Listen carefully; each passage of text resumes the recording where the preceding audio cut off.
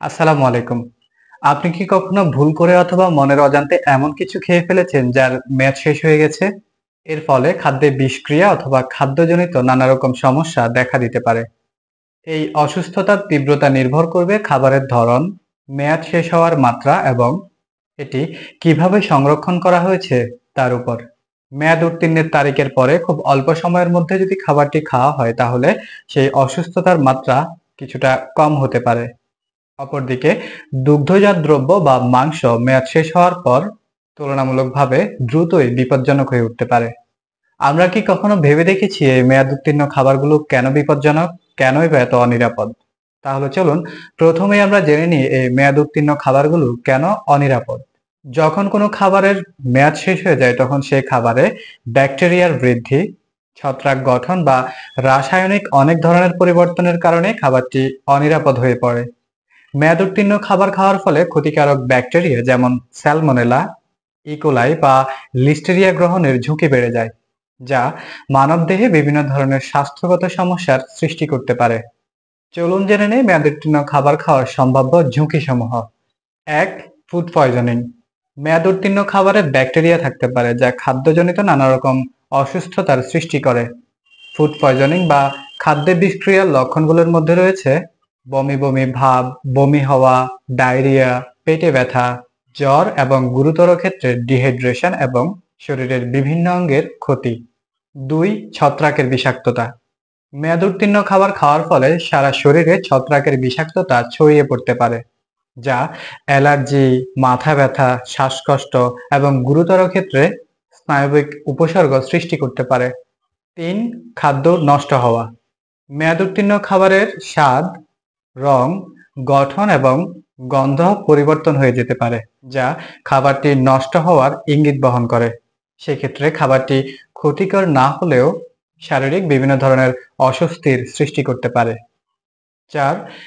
বিভিন্ন ধরনের ক্ষতিকারক রাসায়নিকের উপস্থিতি। কিছু খাবার, বিশেষ করে টিনজাত খাবারগুলোতে বিভিন্ন ধরনের রাসায়নিকের উপস্থিতি থাকতে পারে, যা ধীরে ধীরে খাবারে প্রবেশ করে। মেয়াদ উত্তীর্ণ টিনজাত খাবারগুলো খাওয়ার ফলে এই রাসায়নিকগুলো মানুষের শরীরের সংস্পর্শে এসে শরীরের নানা রকম ক্ষতি করতে পারে।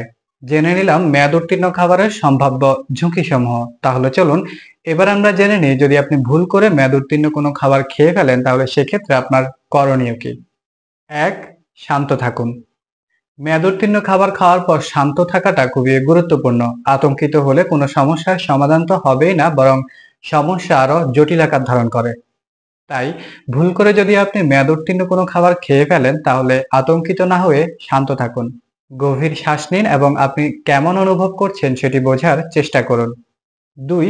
লক্ষণগুলো খেয়াল করুন। খাদ্যে বিষক্রিয়া বা অ্যালার্জির প্রতিক্রিয়ার কোনো লক্ষণ দেখা দেয় কিনা সেদিকে লক্ষ্য রাখুন।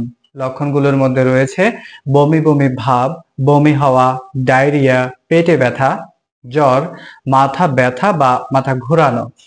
৩. পানি পান করুন। হাইড্রেট থাকুন। পর্যাপ্ত পানি পান করলে তা খাদ্যের বিষক্রিয়া দূর করতে সহায়তা করতে পারে এবং খাদ্যে বিষক্রিয়ার উপসর্গগুলো উপশম করতে পারে। ৪. চিকিৎসকের পরামর্শ নিন। মেয়াদ উত্তীর্ণ কোনো খাবার খেয়ে ফেলার পর যদি আপনার মধ্যে গুরুতর কোনো উপসর্গ দেখা দেয় অথবা আপনি আপনার স্বাস্থ্যের ব্যাপারে উদ্বিগ্ন হন তাহলে কাল বিলম্ব না করে যত দ্রুত সম্ভব চিকিৎসকের পরামর্শ নিন। বিশেষজ্ঞ চিকিৎসক আপনার পরিস্থিতি বিবেচনা করে প্রয়োজনীয় পরামর্শ প্রদান করবেন। অবশ্যই ডাক্তারের পরামর্শ অনুযায়ী চলতে হবে। ৫. অবশিষ্ট খাবার ফেলে দিন। যদি আপনার সন্দেহ হয় যে আপনি যে খাবারটি খেয়েছেন সেটির মেয়াদ শেষ হয়ে গেছে অথবা সেটিই আপনার অস্বস্তির কারণ, তাহলে পরবর্তীতে খাওয়া রোধ করতে সেই খাবারটি ফেলে দিন। নতুবা আপনার মতো ভুল করে হয়তো অন্য কেউ একই খাবার খেয়ে ফেলতে পারে। খুব অল্প পরিসরে আমরা জেনে নিলাম মেয়াদ উত্তীর্ণ খাবার খাওয়ার ফলে কি ধরনের বিষক্রিয়া হতে পারে এবং মেয়াদ উত্তীর্ণ খাবার খেয়ে ফেললে আমাদের করণীয় কি।